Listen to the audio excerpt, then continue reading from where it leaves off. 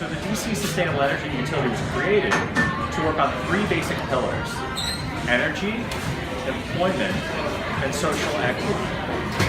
The energy side is a huge component of it, and that's really the core of what we do. But in addition to that, we have the employment pieces.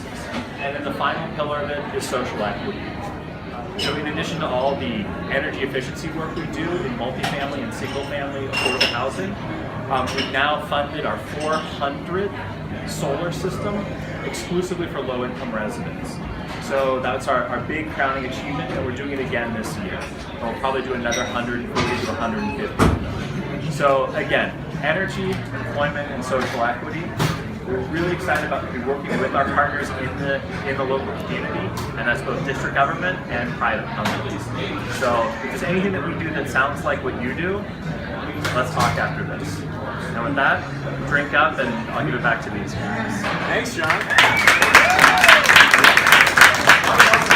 I think it's also important to recognize that Washington, D.C., we hold a special place where we set an example to the rest of the world. And particularly in energy efficiency, that is the first step in meeting our climate commitments. And those commitments have never been more well-defined than they are right now. Paris is this international pathway for us to confront the climate crisis. And even though me and you and probably a lot of other people in the crowd could say that the agreement could have done more, we should have done more, it's up to us now. We can only expect sovereign nations to put their national interests aside to a certain degree. And if we want to hold warming to 1.5 degrees, we have a lot of work to do. Pre-2020 action is so important. And it's going to be the NGOs, the private sector, the government workers, the students who push governments to be held accountable to make those changes. And that's the power of Washington, D.C. We are in the seat of power for what is still a principal player in global politics. So we are here with the privilege in the city to have access to lawmakers, to think tanks, to international development agencies, to universities. Students and professionals come from all over the world to study and work here because of that unique quality of Washington, D.C.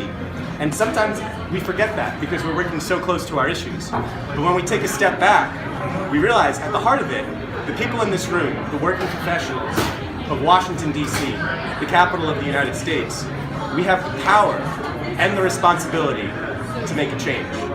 The work that gets done in this city reverberates around the country and around the world. It's those connections that we form here in this room that allow us to move so much further forward. And so that's why Spencer and I got involved with Green Drinks originally, because we wanted to get together and make these connections. And you're not all in here by chance, at least hopefully not. You know, we're all here because we want to make a positive impact on the environment, and maybe because we like to drink beer. But in all seriousness, we know that at the end of an 8-hour workday, like, it can be daunting to come out to a networking event. You know, even more daunting than the daily grind, to sit out here and come and try and make these connections.